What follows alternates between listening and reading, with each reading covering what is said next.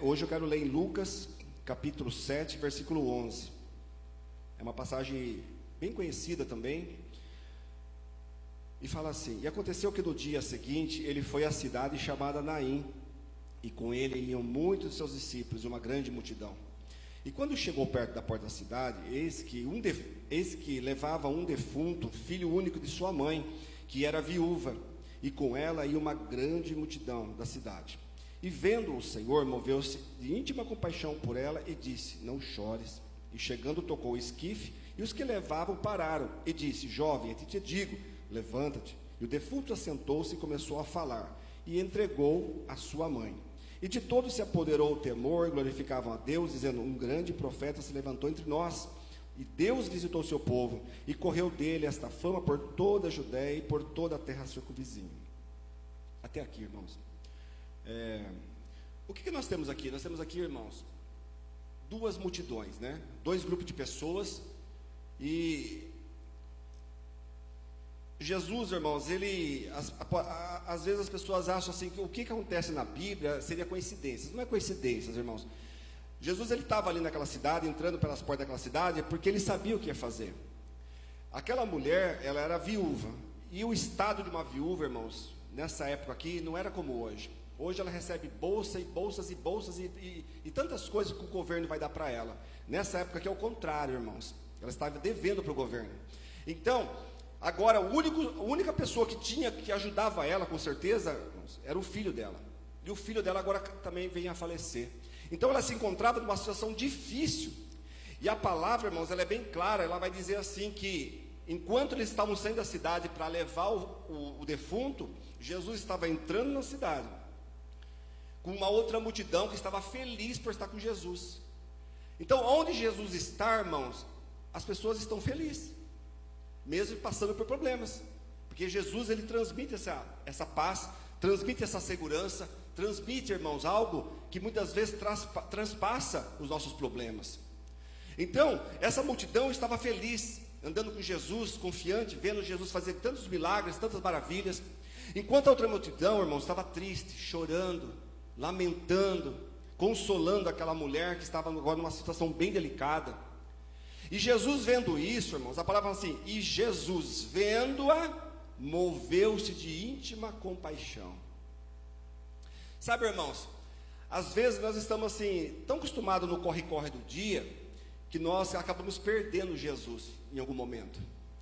Aí, nós estamos passando por fases difíceis, problemas, situações adversas, cada um tem seu problema, sua família, problema com casa, filho, casamento, parte financeira, tantas coisas, irmãos, tantas coisas, enfermidades, diagnóstico que já foi dado por médicos. Só que veja bem, irmãos, Jesus não perde ninguém de vista. Jesus não perde nada de vista, irmãos. Ele sabia que ele tinha que estar ali, ele sabia que ele tinha que ir até naquele lugar, ele sabia o que ele ia fazer, irmãos. E vendo aquela mulher, ele moveu-se de íntima compaixão por ela, porque ele sabia, irmãos, a dificuldade que aquela mulher ia passar. Ele sabe, irmãos, a dificuldade que nós estamos atravessando. Só que, irmãos, se nós compararmos a nossa vida, irmãos, com aquelas pessoas que estão lá em Israel, com aquelas pessoas que estão lá no Irã, com aquelas pessoas que estão lá na Rússia, com aquelas pessoas que estão lá na Ucrânia, irmãos, nós estamos ainda bem-aventurados, porque aqui nós comemos, as nossas casas estão de pé, sabe, nós temos estabilidade ainda que o preço das coisas está um pouco caro, mas lá, irmãos, nem caro não está, eles não têm o que comer, estão morrendo de fome. Então, sabe, tem um ditado que diz assim, havia um homem, irmãos, que ele estava, tinha dois homens que se perderam numa ilha. Então um achou um cacho de banana e foi comendo o cacho de banana, e depois lá na frente, depois de muito tempo, ele estava reclamando da banana, e ele jogava a casca da banana, e o outro, irmãos, esfameado, estava comendo a casca da banana. Então sempre vai haver uma situação pior do que a nossa. Então lembre-se assim, irmãos, o que eu estou passando, tem alguém passando pior. E eu falo mais, não são pessoas incrédulas, são pessoas crentes, são pessoas salvas, mas elas estão glorificando o Senhor. Você acha que não tem lá na Ucrânia pessoas glorificando o Senhor? Você acha que não tem pessoas lá em Israel glorificando o Senhor?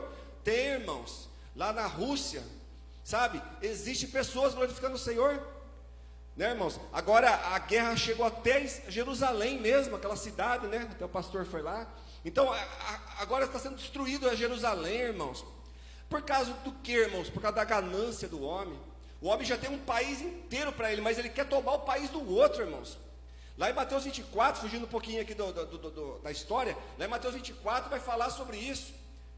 No final dos tempos ouvirá de rumores de guerra, fome, tribulação, pestes, pragas. Jesus estava falando, irmãos, que isso ia acontecer. Não pegou ninguém de surpresa. Só que assim, irmãos, Jesus, ele não perde ninguém de vista. Ele não perde, irmãos, nada de vista.